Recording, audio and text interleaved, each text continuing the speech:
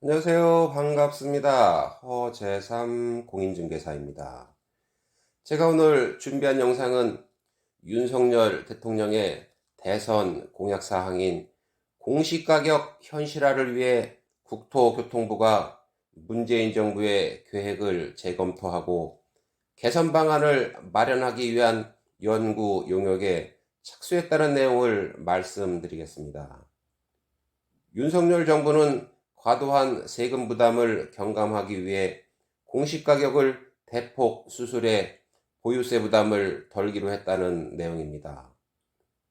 공시가격 현실화 계획은 전임 정부 시절인 2020년 11월 각종 조세와 분담금 등의 부과 기준이 되는 공시가격이 실제 부동산 시세보다 너무 낮게 책정돼 조세 정의에 어긋난다는 지적에 따라 추진되었습니다. 그럼 본격 방송 시작 전에 구독과 좋아요 부탁드립니다. 더 좋은 내용으로 보답 드리겠습니다.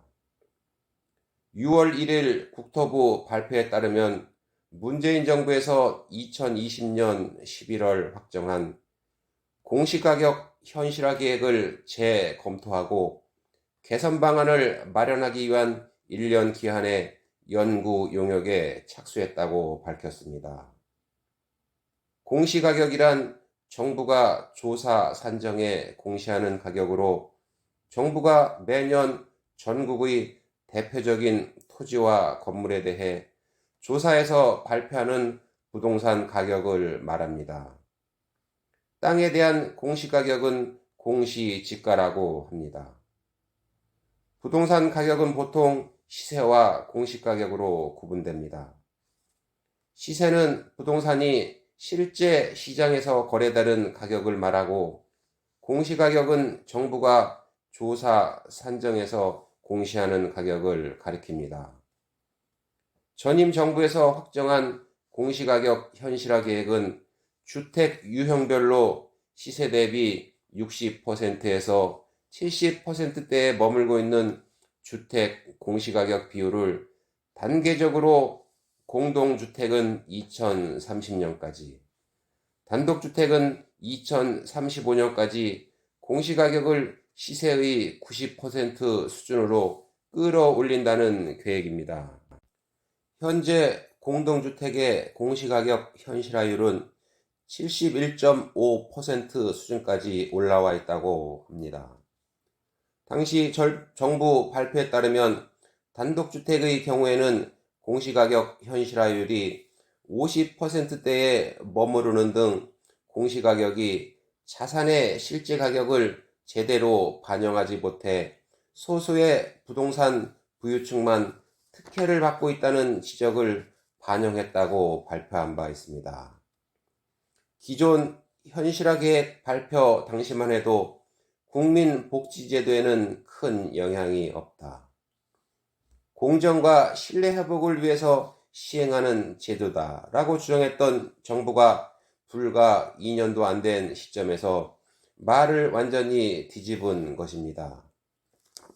국토부는 최근 부동산 가격이 급등한 상황에서 공시가격 현실화 작업까지 함께 이뤄지면서 다주택자들은 물론 1주택자들에게도 조세, 복지제도 등에 큰 영향을 주는 등 비판을 받았다고 하면서 적정 가격의 개념과 해외 사례 등을 고려해 현행 목표 현실화율의 적정성을 재검토할 것이라고 발표했습니다. 또한 정부는 경제 여건 등을 감안해 수시로 공시가격을 조정할 수 있도록 관련 규정도 명문화한다고 합니다.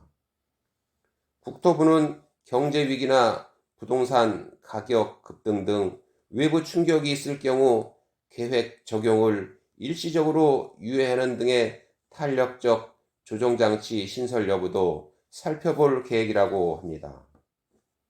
국토부는 연구 용역과 병행해 전문가 자문위원회를 구성해 월 1회 운영할 계획이라며 재검토를 통해 계획안을 11월 중 수정하고 보완한 뒤 2023년 공시부터 과세 표준, 즉 세금 기준을 적용한다고 합니다. 지난해 전국 공동주택 공시가격은 평균 19.05%, 올해는 17.2%까지 오르면서 증세 논란이 커졌습니다.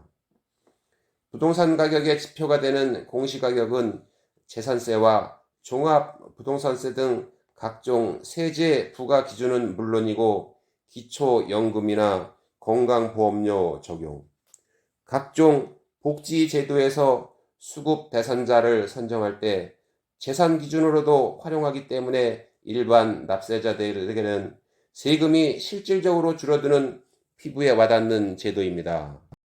지금 한국 경제는 월급 빼고 모든 게 오른 고물가 시대에 직면해 있습니다.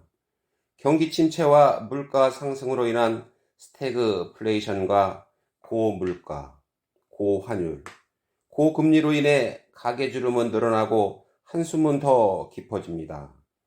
현행 정부안대로 시행된다면 주택을 보유하고 있는 일반 납세자들에게 반가운 소식이라고 할 수 있습니다. 현재 내 소유 집이 없더라도 앞으로 집을 장만하려고 준비하는 분들에게도 반가운 소식이라고 생각됩니다. 제가 오늘 준비한 소식은 여기까지고요.